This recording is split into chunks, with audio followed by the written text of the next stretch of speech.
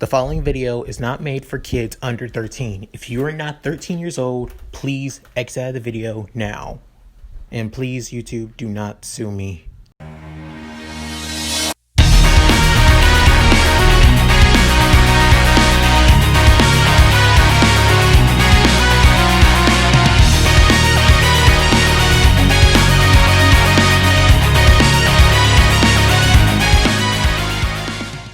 Hey guys, Leon here.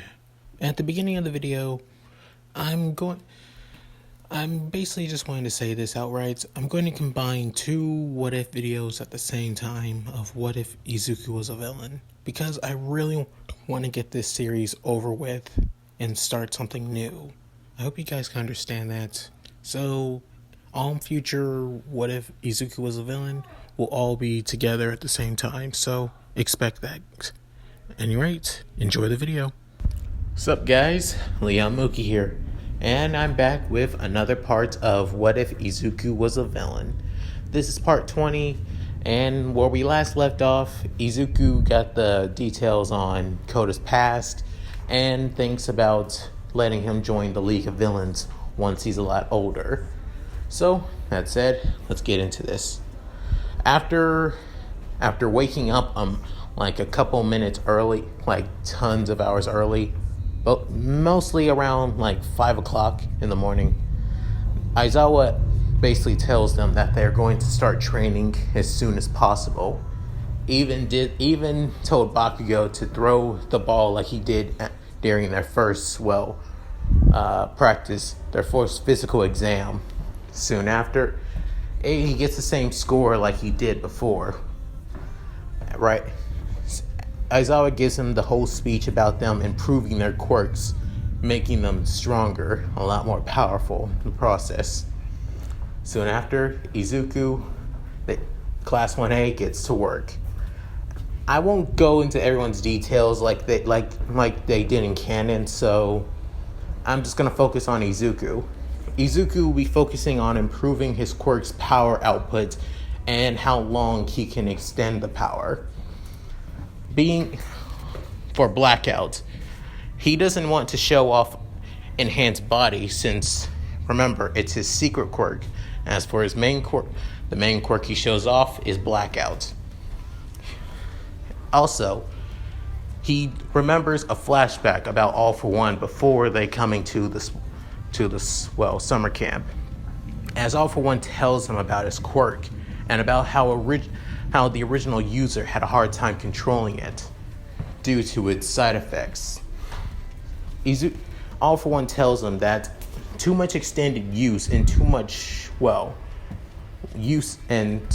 output for the power throughout blackouts could basically made a person's arms go completely black, and you could also lose the function of even using the arms. The whole blackness would fade away, but too much would cause you to lose all feeling into your arms entirely. Basically, your nervous system would be shut down throughout the quirk's use. However, and it isn't just recited just to Izuku's arms, but also to his whole entire body. He's been using the full potential of blackouts ever since he got it, and yet he's only seen black spots little by little, but not too much where it consumes his entire body. It's thanks to enhanced body that All For One gave Izuku that his body is able to stand up and compensate for so much power being thrust into the body. Because of this, Izuku is safe using blackouts at its full potential without any drawbacks or negative repercussions whatsoever. So, that said, let's get back to the training camp.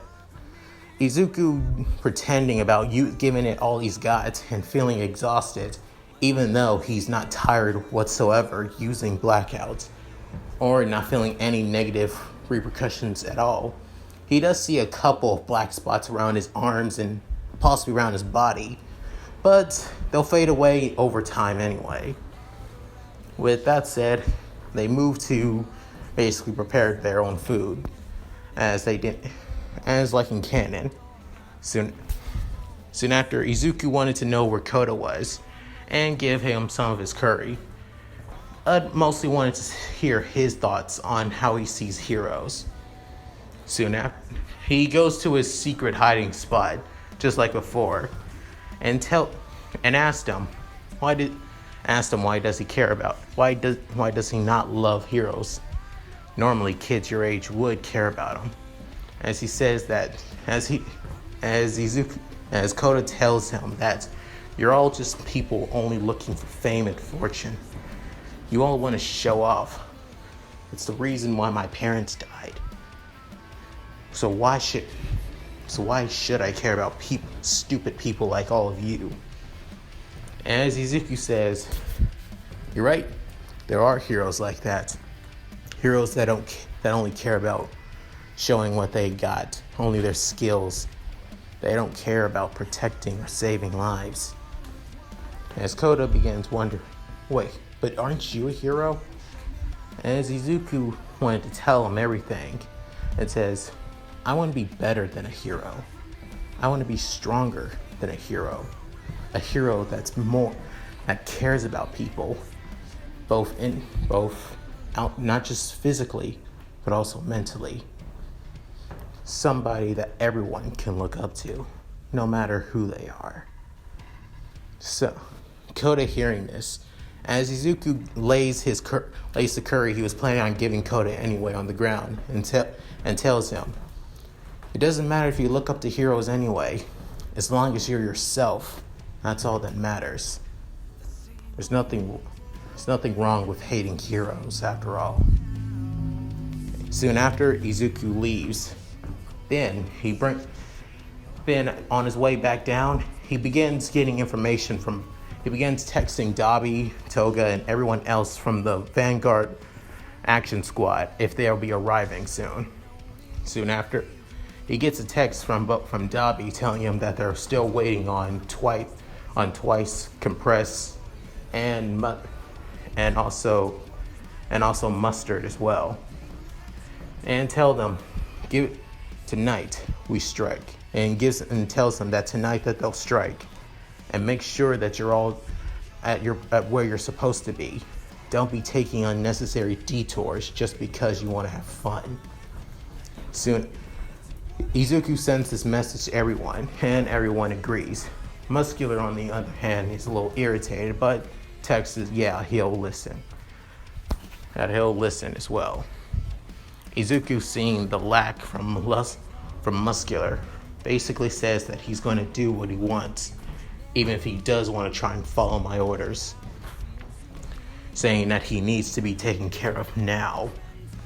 Soon after, he goes back to the dorms and prepares for the next day.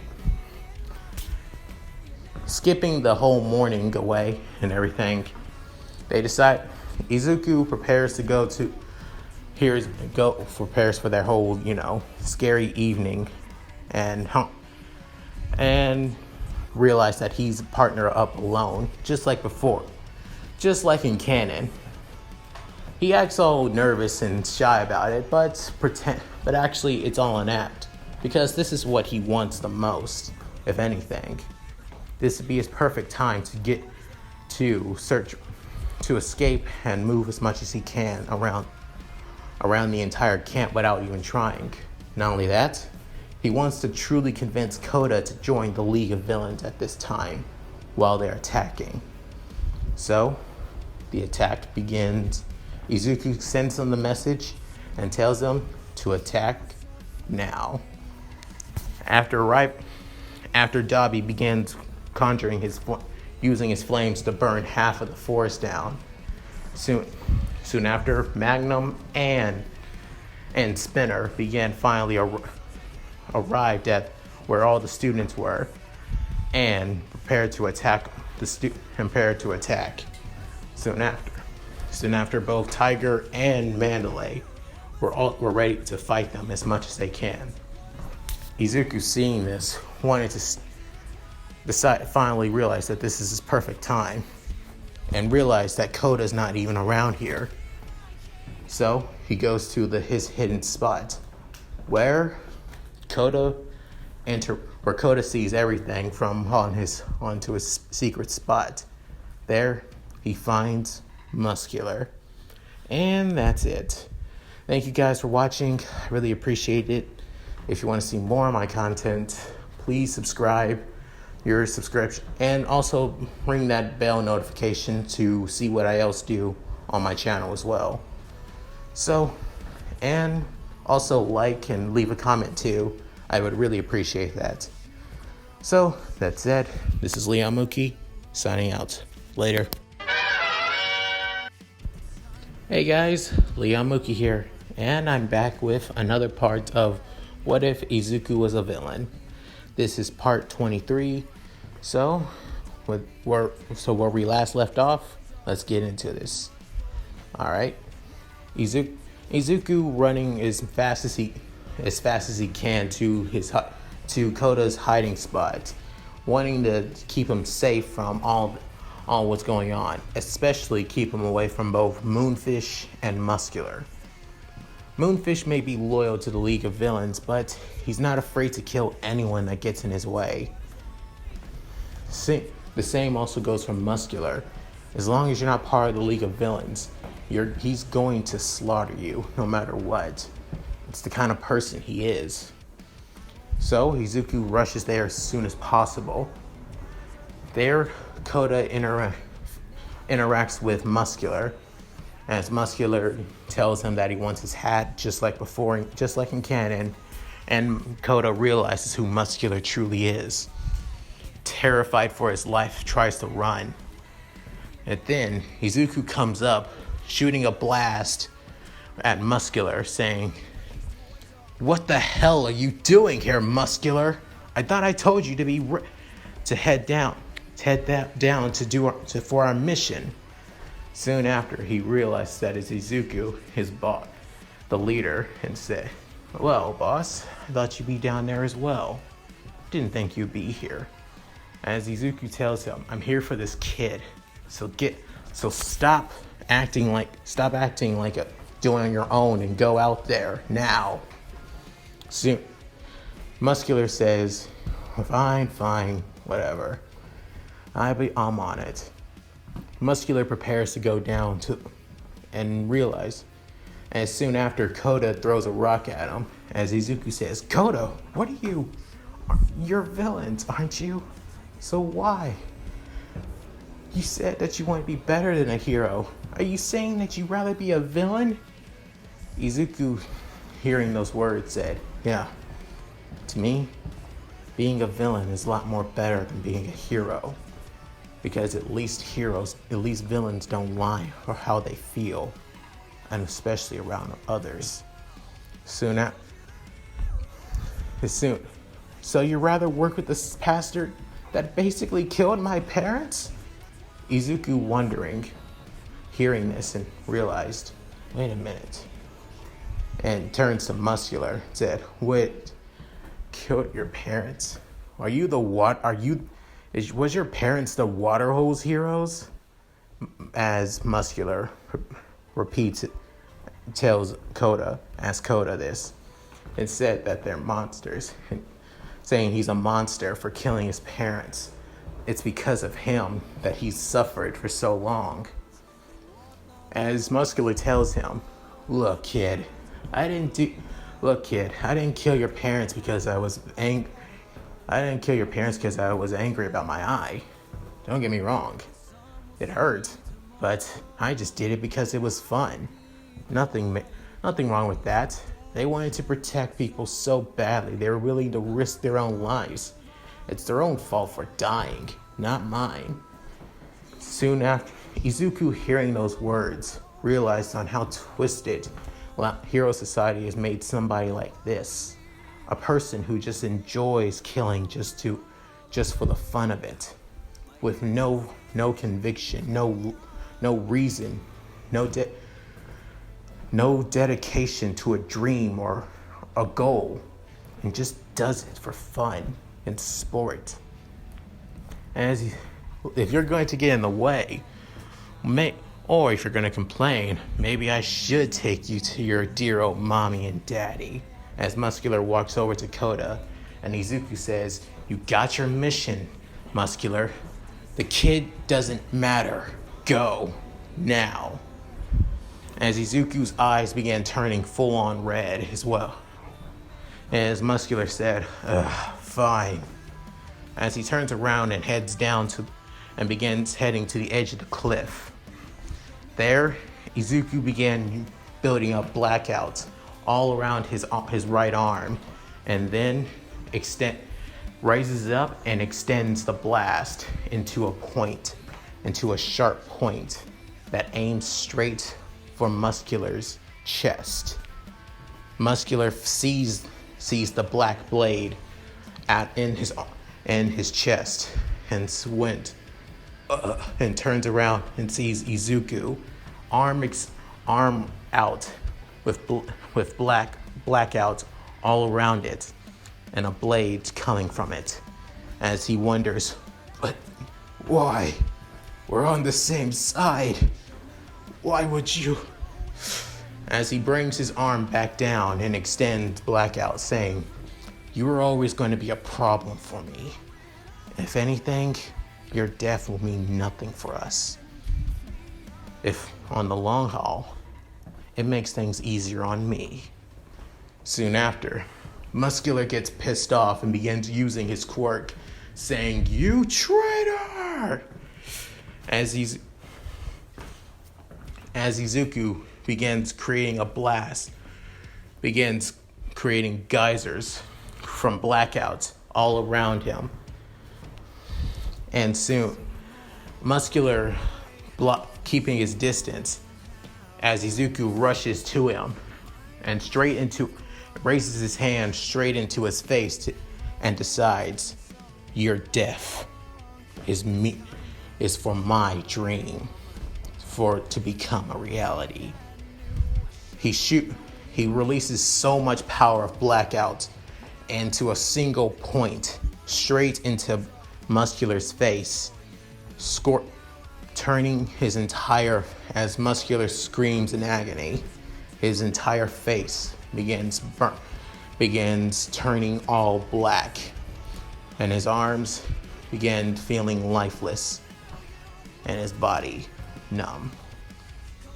As Izuku basically stops and then pushes his body off the cliff and begins